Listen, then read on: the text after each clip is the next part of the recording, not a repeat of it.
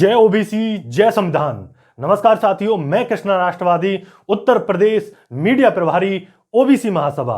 बात करते हैं उत्तर प्रदेश में नगर निकाय चुनावों को लेकर के, जहां पर कल फैसला आया है कि कैसे उत्तर प्रदेश में ओबीसी आरक्षण समाप्त कर दिया गया है।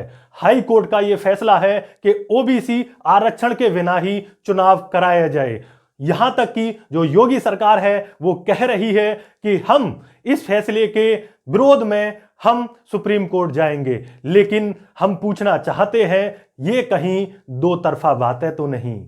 एक तरफ आप हाई कोर्ट में कहीं ना कहीं अपने तथ्यों को, आंकड़ों को रखने में असमर्थ हो जाते हैं और दूसरी तरफ कहते हैं कि आप सुप्रीम कोर्ट जाएंगे।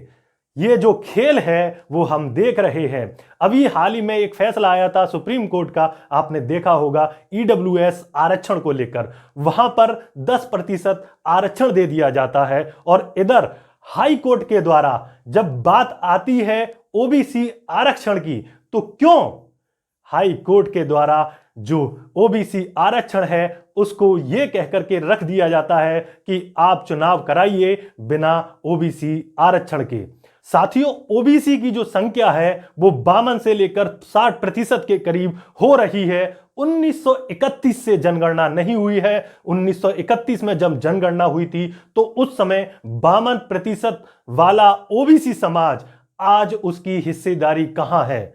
और बात करें जातिगत जनगणना को लेकर तो सरकार चुप्पी साधे क्यों है। अब आप देख रहे होंगे कि ओबीसी का आरक्षण निरस्त कर दिया गया है।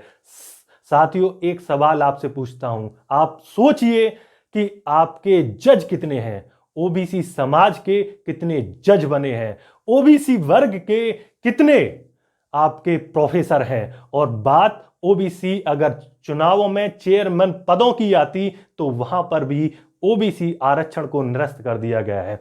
कहीं ना कहीं जो ओबीसी समाज के साथ में इस समय जो खिलवाड़ चल रहा है, और कहां है वो ओबीसी समाज के बड़े बड़े दिग्गज नेता, चाहे वहां पर केशव प्रसाद मौर्य ले लो या अनुप्रिया पटेल ले लो, कहां है उनके बयान। क्या वो पार्टी में सिर्फ दरी चटाई उठाने का ही कार्य करते हैं या फिर अपनी बात को, जो ओबीसी वर्ग की आवाज को भी रखने का कार्य करते हैं। और कहां है वो विपक्ष जो आज कहीं ना कहीं सोया हुआ है, और कहां है वो बड़े बड़े दिग्गज नेता जो एक समय पर कहते थे कि हम ओबीसी के लिए तत्पर हैं और उनकी आवाज उठाएंगे। बाबूजी कल्याण सिंह कहते थे कि हमें अपना हक, जो अधिकार है, जो आरक्षण है, वो थप्पड़ मार के छीन लेना चाहिए। लेकिन आज उनकी विरासत को, आज उनके जो आने वाली पीढ़ी है उसको कितना आवाज उठा रहे हैं। कहीं पर भी आपने एक भी ट्वीट और एक भी चीज पढ़ी हो तो हमें बताएं। इस बार ओबीसी महासभा कल 29 तारीख को पूरे उत्तर प्रदेश में 75 जिलों में ज्ञापन सौंपेगी। और जब तक ओबीसी आरक्षण नहीं मिल जाता तो पूरे उत्तर प्रदेश के जो नगर निकाय चुनाव होने हैं उनका विरोध करेगी और बिना ओबीसी आरक्षण के नगर निकाय चुनाव नहीं होने देगी।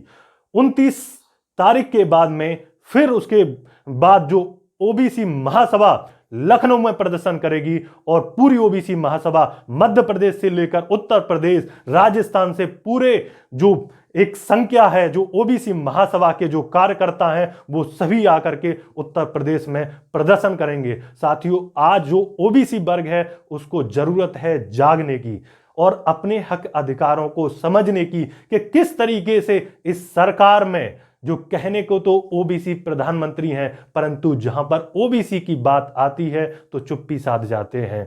कहीं ना कहीं इस समय ये जो सरकार है वो ओबीसी विरोधी है। और आप देखेंगे कि धीरे धीरे जो बाबा साहब द्वारा जो दलितों को जो आरक्षण दिया गया था, पिछड़ों को जो आरक्षण दिया गया था संविधान में, वो खत्म होने वाला है। तो साथियों, आज जरूरत है हम सबको जागरूक होकर इस आवाज को, इस मुकम्मल आवाज को उठाएं, जिससे हम अपने हक अधिकारों की लड़ाई लड़ सके। मैं आपके साथ में जुड़ा रहूंगा। मैं कृष्णा राष्ट्रवादी। जय हिंद।